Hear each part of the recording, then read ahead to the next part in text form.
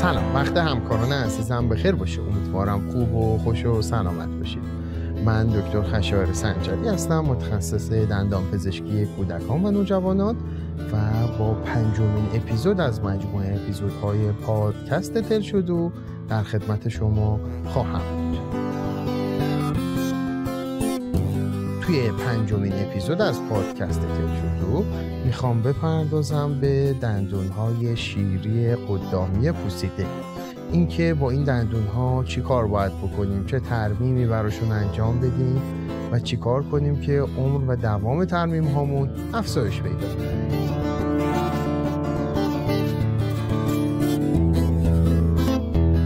یکی از چالش‌های بزرگ توی بچه‌ها و توی دندون‌های شیری اینه که بتونیم به مینا و عاج دندون شیری باند بگیریم. اونایی که با دندون‌های شیری کار کردن و ترمیم کامپوزیت انجام دادن احتمالاً بارها و بارها با این پدیده مواجه شدن که ترمیماشون بعد از یه مدتی میفته و دیباند میشه. این که علتش چیه با هم دیگه در موردش صحبت خواهیم کرد و میپردازیم به این که چجوری میتونیم سطح و کیفیت ترمیم هامون رو ارتقا بدیم.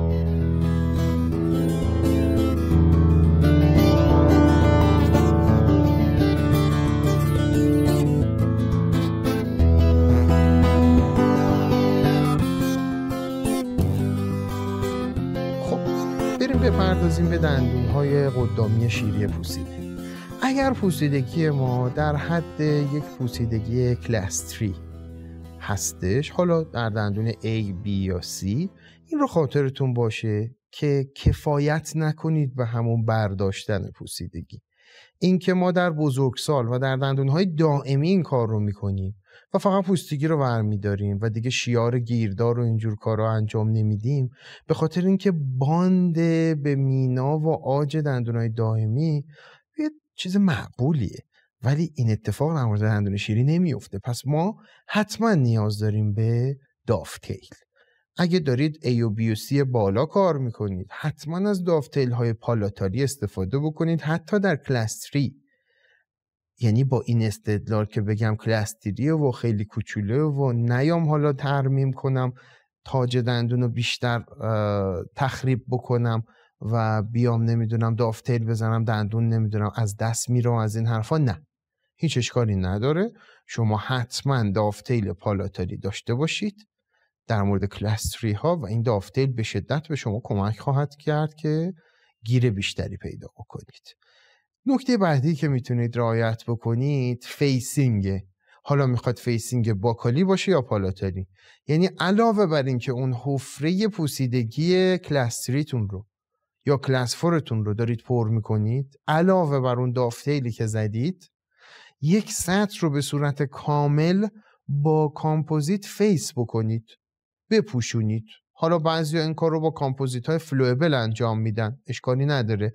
اگر کامپوزیت فلوئبل قوی و مستحکم و فیلر بالایی باشه، مثلا GC Universal Flow باشه یا GC Injectable Paste کامپوزیت باشه یا کامپوزیت فلوی توکویاما از نوع های فیل باشه، اینا اشکال نداره، با اینا هم میشه فیسینگ کرد. دقت کنید که این فیسینگ قرار نیست که برای ما نقش زیبایی رو ایفا کنه ها، فقط قراره به گیر کمک بکنه، به گیر بیشتر. یعنی علاوه بر اینکه یه دافتیل دادم، یک سطح رو هم اضافه کردم به اون حفره کلاس 3 یا کلاس 4 هم که اینجوری بتونم گیر بیشتری داشته باشم و کامپوزیتم دیرتر بیفته.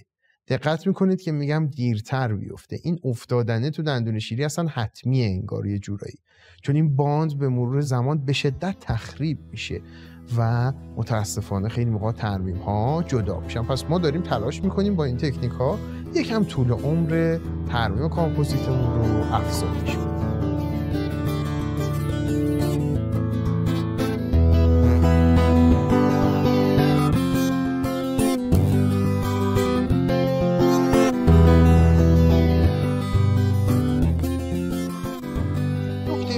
بعدی کار کردن با باندینگ های جدید و نسل های آخره. اگر دارید از باندینگ های یونیورسال استفاده میکنید، به این اکتفا نکنید که چون این باندها اسیدی هستن نیاز به اچ جداگونه ندارن. نه، توی دندون شیری حتما میناتون رو جداگانه اچ بکنید.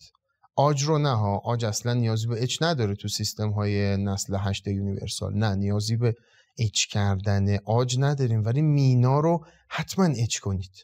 حتما اچ بکنید جداگانه و این کار به باند قوی تر شما بسیار کمک خواهد کرد.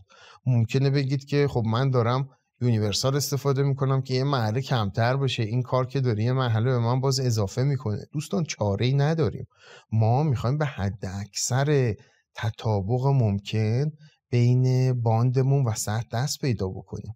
پس لازمه که یکم احتیاطامون رو بیشتر بکنیم. این در مورد سایر نسل‌های سلفچ هم صادقه. حالا نسل 7 اگر میخواید استفاده بکنید باز هم این مورد صادقه. نسل 6 هم همینطور. لطفاً مینا رو جداگونه اچ بکنید و اصلا به این فکر نکنید که وای یه مرحله اضافه شد و اینا. ناچاریم این کار رو بکنیم تا گیر افزایش پیدا کنه و باند مستحکمتری پیدا بکنه.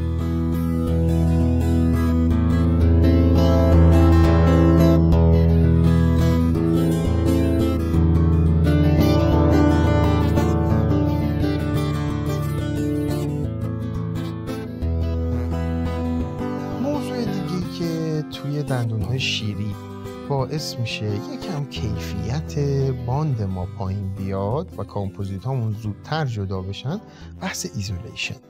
بحث ایزولیشن تو بچه‌ها همیشه مطرحه. این که ما چگونه به یک ایزولیشن درجه 1 دست پیدا کنیم سال‌هاست که مورد بحثه.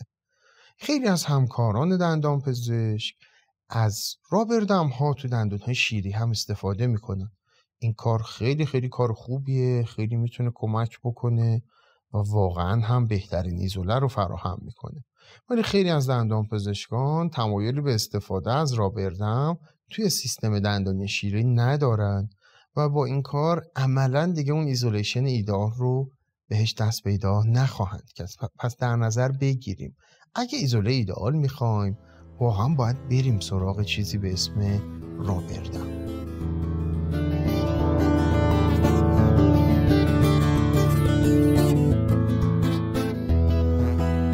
بعدی مایع شیارلثه‌ای. مایع شیارلثه‌ای چیزیه که به راحتی میتونه باند ما رو تحت شعاع قرار بده. به راحتی هم به چشم دیده نمیشه، خیلی موقع ما اصلا حواسمون بهش نیست.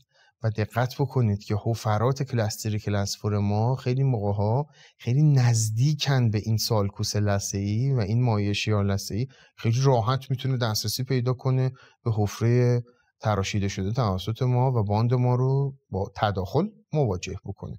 پس ما چجوری جمع بکنیم این داستان GCF یا مایع شیارلثه‌ای رو؟ اینجا چند تا راهکار مطرحه. بعضیا پیشنهاد میدن که چند قطره بی‌حسی 3-4 میلیمتر دورتر از لثه مارجینال تزریق بشه، بی‌حسی اپینفرین دار، حالا لیدوکاین اپینفرین دار یا هر چیز دیگه‌ای که اپینفرین داشته باشه، که اونجا یکم باعث بشه اون GCF یا مایع شیارلثه‌ای کمتر بشه. این قضیه خودش خیلی به ما کمک میکنه. پس راه اول، پیشنهاد اول، تزریق چند قطره بی‌حسی اپینفرین دار، نه به صورت انفیلترا، اونو زدیم جداگونه، اونو کاری ندارم. این 3-4 میلیمتر دورتر از لثه مارجیناله و فقط هدفش کم کردن مایع شیارلثه‌ای. دیگه چی کار میتونیم بکنیم؟ بعضیا میگن از نخای زیر لثه‌ای استفاده کنیم. این هم پیشنهاد بدی نیست و واقعا میشه از این کار هم استفاده کرد، ولی خب زمان برتره و یکم تو کودکان منیج کردن این کار واقعا دشوار هستش و کار ما رو سخت میکنه. پس گذاشتن نخ هم آپشن دیگرمون هست. پیشنهاد بعدی اینه که به سرعت هرچه تمامتر وقتی به مرحله گذاشتن کامپوزیت رسیدیم، اول اپیکالی ترین ناحیه حفرمون رو که در واقع خیلی به اون ناحیه GCF مایع شیارلثه‌ای و سالکوس لثه نزدیکه، اون ناحیه رو یکم فلو سری میریزم. فلوی قوی و خوبا، یه فلوی خوب مثل GC اینجکتبل، مثل GC یونیورسال، مثل توکویاما های فیل فلو، یکی از اینا رو فقط اون قسمت اپیکالی رو میریزم و یه 10 ثانیه سریع هم کیور میکنم که هدفم چیه؟ تمام مایع شیار لثه‌ای رو بلاک کنم، مثلا نذارم دیگه به بالاها دسترسی پیدا بکنه. با این کار سرعت عملم هم بالاتر رفته و عملاً دیگه اون مایع شیار لثه‌ای وقت نمیکنه که جریان پیدا کنه بیاد به سمت حفره.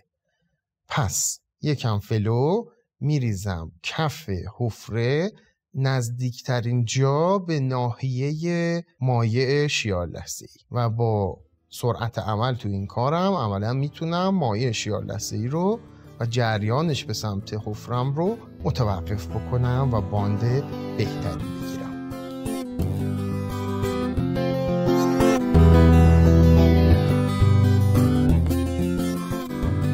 بحث دیگه توی افزایش گیر ترمیم هامون، ترمیم کامپوزیت تو دندون های قدامی شیری چیه؟ بحث دیگه استفاده از پینهای عاجیه. آیا از پینهای عاجی می توانیم در دندانهای قدامی شیری استفاده کنیم؟ بله. بعضی از همکاران الان به صورت روتین توی خیلی از ترمیم‌های دندانهای قدامی شیری دارن از پینهای عاجی استفاده میکنن. ولی این رو در نظر داشته باشید که استفاده از پینه عاجی توی دندانهای شیری قدامی با ریسک بسیار بالای پرفوریشن همراهه و بسیار دقت عمل بالایی میخواد و دست ظریفی میخواد و کنترل بالا. پس اگر توانایی ها و مهارت های بالایی تو کار کردن با پینه عاجی داریم و قبلا باهاش کار کردیم و تسلط داریم و حواسمون به سایز و ابعاد مینا و عاج دندون شیری هست و شانس پرفورمون کمه و میدونیم که میتونیم این موارد رو کنترل کنیم، استفاده از پینه عاجی هیچ اشکالی نداره. ولی در نظر داشته باشید که ترجیح بر اینه که پینهای عاجی تو دندونهای قدامی شیری استفاده بشن که پالپ تراپی شدن و دیگه ما خیلی از این بابت لااقل نگران نباشیم که اومدیم به کانال نزدیک شدیم. بله ممکنه به کانال نزدیک بشیم وقتی پینه عاجی استفاده میکنیم. به کانال نزدیک شدن تو دندون پالپ تراپی شده خیلی بهتر از اینه که به پی دی ال نزدیک شیم و خدای ناکرده دندون رو پرفوره بکنیم. پس حواسمون به این نکته باشه که ترجیح بر اینه که پینه عاجی در دندان قدامی شیری استفاده بشود که قبلا پالپ تراپیش کرده ایم، اونم از نوع پالپکتومی ترجیحاً، نه پالپوتومی دندان شیری قدامی. معمولاً توی استفاده از پینه عاجی هم یکی توی مزیال و یکی توی دیستال دندون قرار داده میشه و خب روش هم که کامپوزیت میذاریم و ترمیممون رو تکمیل.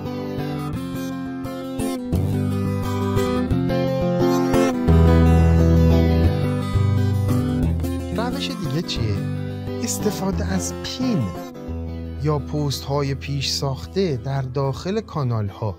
ما روتینلی در دندان های دائمی از این کار استفاده میکنیم.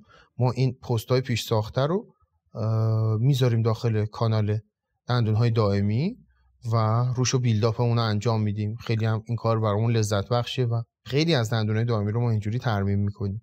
ولی اینجا بحث دندان شیری قدامی. آیا میتونیم در دندان شیری قدامی از پین داخل کانال یا هم پست پیش ساخته داخل کانال استفاده کنیم؟ مشروط به، دقت بکنید، مشروط به اینکه فقط این پینم وارد 3 میلیمتر ابتدای کانال بشه هیچ اشکال نداره.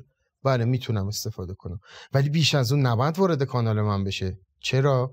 چون اگر وارد کانال دندون شیری بیش از 3 میلیمتر بشه، مثلا 5 میلیمتر 6 میلیمتر بره تو کانال شیری، اون وقت کانال دندون شیری داره تحلیل میره، این پینه تحلیل نمیره در آینده و اون دندون دائمی بنده خدا، دندون 1 و 2 که میخواد از اون زیر بیاد، گیر میکنه به این پینه، اکتوپیک راپشن میده. یعنی اومدیم دندون بچه رو خوشگل کنیم، درست کنیم، ترمیم کنیم، بدتر زدیم، باعث یه مشکل ارتودنسی توی کودک شدیم. پس ما حواسمون باشه چی کار داریم میکنیم. بله پین داخل کانال یا پست پیش ساخته داخل کانال میتوان استفاده کرد به شرط اینکه فقط وارد 3 میلیمتر ابتدای کانال بشیم و نه بیشتر، چون بیشتر از این سببه اکتوپیک راپشن دندان دائمی زیری حینه رویشش خواهد شد. خب به این نکته هم دقت بکنید. این پست های پیش ساخته یه قسمتی دارن که پیچ توریه و پیچ میشن داخل کانال ها. ما از این قسمتش نباید تو کانال A و B استفاده بکنیم. اتفاقا باید برعکس ازش استفاده کنیم. خیلی جالبه که این کار برخلاف دندونای دائمی. دقت بکنید، بازم تاکید میکنم، ما قرار نیست از اون قسمت پیچ شونده پین‌های داخل کانال استفاده کنیم. ما برعکسش میکنیم، از اون قسمت انتهاییش هست که یه مقطع مربعی داره، یه مکعب مستطیله، از اونجا استفاده میکنیم و انتهاش رو وارد کانال میکنیم، اونم به میزان 3 میلیمتر. چرا؟ چون کانال شیری، کانال A و B و C قدامی شیری خیلی گشاده و اگر از قسمت عادی پیچیش وارد بکنیم اصلا به کانالای جدارهای کانال دندون شیری تطابقی پیدا نمیکنه، در صورتی که اگر برعکس پینو وارد کانال 3 میلیمتر بکنیم قشنگ به دیواره کانالمون گیر میکنه و اینجوری یک گیر مکانیکال هم داریم، یک گیر استکاکی هم اونجا داریم و خیلی بهمون کمک میکنه که ترمیم‌های بیلداپ کامپوزیت مستحکم‌تری داشته باشیم. حالا این پینو با چی سمان کنم؟ با همین سمان‌های گلس‌های نمره عادی هم میشه این کارو انجام داد. لازم نیست خیلی پیچیده بکنم برای خودم کار رو که وای حالا چه سمانی استفاده کنم. فقط خوب و قشنگ خشک کردم، بعد سمان گلسم رو میزنم به اون پینم و اون پین داخل کانال رو به میزان 3 میلیمتر از انتها وارد کانال میکنم و منتظر میشم که سمانم سفت بشه. بعد روی اون پیچی که حالا بیرونه کامپوزیتم رو قرار میدم و بیلداپم رو میکنم و خیلی خوشگل میتونم فرمش بدم. اینجوری عمر دندون شیری کمی طولانی تر خواهد شد نسبت به حالتی که حالا ما بخوایم بدون پین بیلداپ رو انجام بدیم.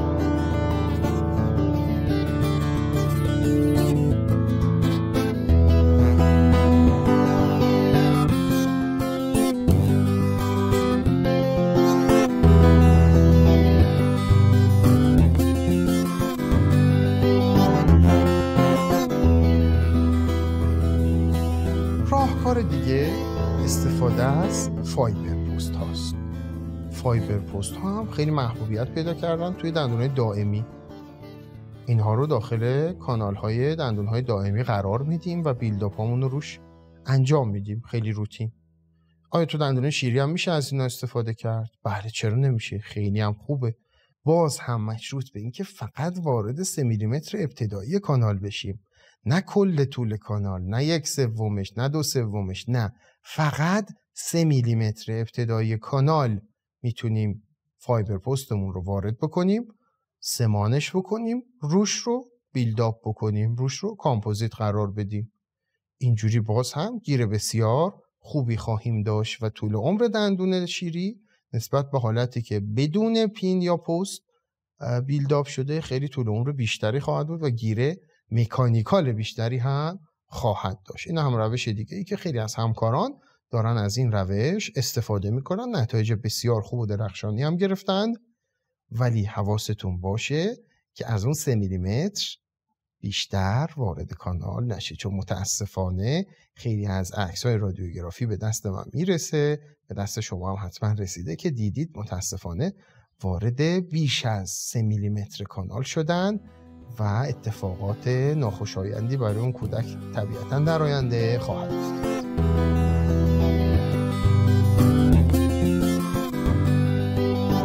نکته بعدی که برای افزایش طول عمر ترمیم‌های کامپوزیت دندون‌های قدامی میتونیم ازش استفاده کنیم، آف کردن اون دندون‌ها از تماس با دندون مقابله.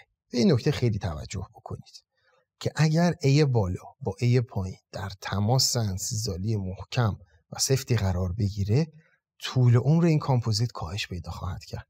پس قبل از اینکه کودکم رو مرخص کنم حتما بهش میگم یک بار دهانشو ببنده، تداخلشو با دندون روبروی چک میکنم، اگر تداخلی داره آفش میکنم، بعد کودک رو مرخص میکنم. همین آف کردنه مقداری به طول عمر ترمیم کامپوزیت دندون قدامی شیری خواهد افزود. خیلی تدبیر ساده ایه، زمانی هم از شما نمیگیره، ولی بسیار به شما کمک خواهد کرد. نکته بعدی که پیشنهاد میکنم ازش استفاده بکنید اینه که کودک رو 6 ماه بعد از ترمیم کامپوزیت قدامی فراخوانی بکنید. تو جلسه فراخوانی تو مرز بین کامپوزیت و دندون اچ کنید، باند بزنید و کامپوزیت فلو بریزید و اون مرز رو در واقع تقویت بکنید با این کار.